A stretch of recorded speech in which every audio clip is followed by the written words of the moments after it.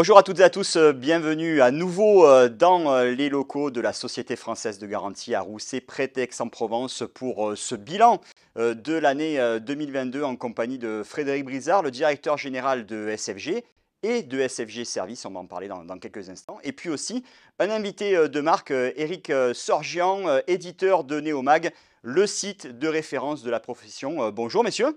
Bonjour. Bonjour.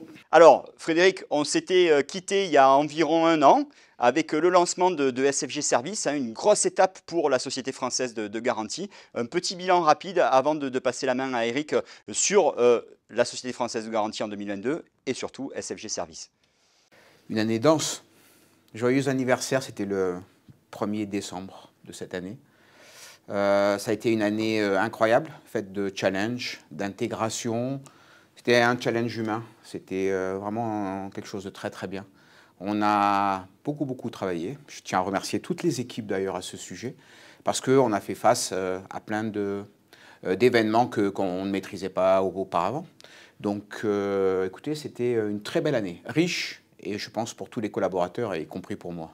Voilà, dense, un peu de repos ne fera pas de mal entre Noël et jour de l'an. Alors Frédéric, justement, on va parler plus spécifiquement de SFG Service, mais avant de rentrer dans le détail de cette entreprise, de cette filiale de SFG que vous avez créée il y a un an, quelques mots quand même sur SFG, comment s'est comportée l'année 2022? Je pense qu'on va faire une belle année. Je vous dis je pense parce qu'on a encore un mois de décembre qui va être très important dans la distribution. Ça a été une année, on va dire, pleine après le Covid. Donc des aléas sur le marché, un marché du blanc et un marché de la télé qui a été un peu en dessous des années précédentes, mais c'était normal. Je pense qu'il faut faire le comparatif par rapport à 2019. Nous, concernant à nous, on va être en progression par rapport à ce qu'on a réalisé par rapport à 2019, mais même par rapport à 2021, mais aussi parce qu'on a une croissance organique, donc c'est un petit peu normal. On a de nouveaux clients, donc inévitablement on fait plus. Voilà. Et d'ailleurs, à ce propos, je tiens aussi à les remercier parce que c'est une nouvelle confiance vis-à-vis du package complet de services SFG, et ça, c'est très important. Pour revenir sur la genèse des SFG Services, c'est que vous avez aussi senti que ce marché de la réparation, il était vraiment à un tournant, et c'était un choix de vouloir intégrer des techniciens à l'origine. Vous y avez pensé depuis un certain moment. Le bilan en termes d'activité? Écoutez, c'est simple. Aujourd'hui, je vous ai dit tout à l'heure que c'était une année dense, mais le bilan, il est chiffré, il va aller vite. On va faire, je pense, on aura terminé 70 000 interventions, entre 70 et 75 000 interventions sur l'année.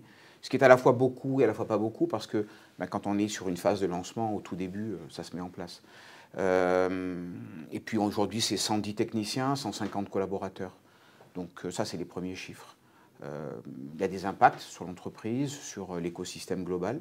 Impact positif. On a conservé aussi dans notre stratégie un partenariat mixte avec des stations techniques qui étaient structurées, qui avaient envie de faire partie de ce nouveau challenge, et qu'on a aidé aussi à se mettre, on va dire, au niveau des SFG Services pour ce qui était de la demande et bien évidemment des résultats. D'accord. En termes de bénéfices, quels ont été les bénéfices apportés pour vos clients? Là, je parle des marques, des distributeurs, mais aussi pour le client final. Le premier bénéfice, c'est ce qu'on souhaitait avoir. C'était, maîtriser toute la chaîne de valeur de la réparation, du début jusqu'à la fin.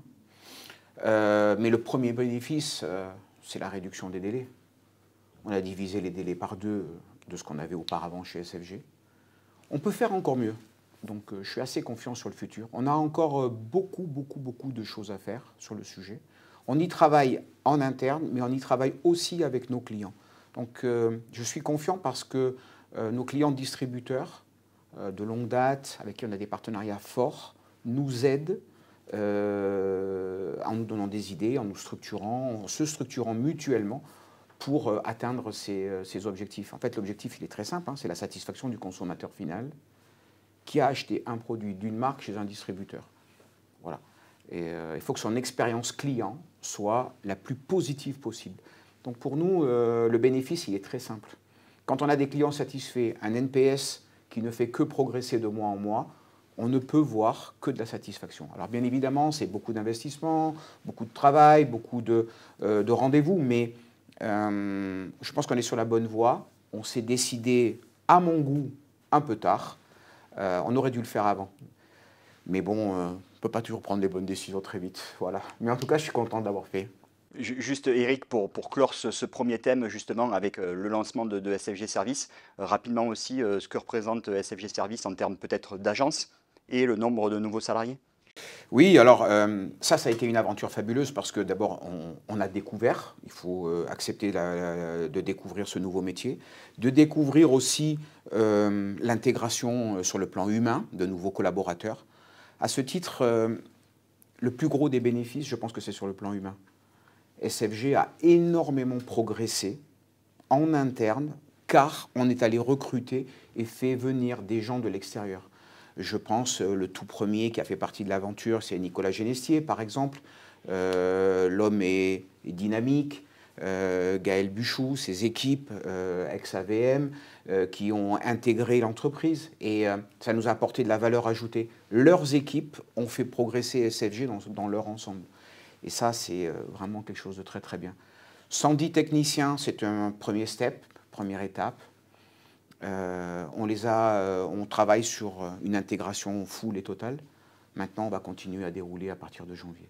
Et ce qui sera primordial et stratégique, c'est de continuer dès janvier, de faire rentrer de nouvelles personnes dans l'entreprise pour encore améliorer cette qualité et ce savoir-faire en fait.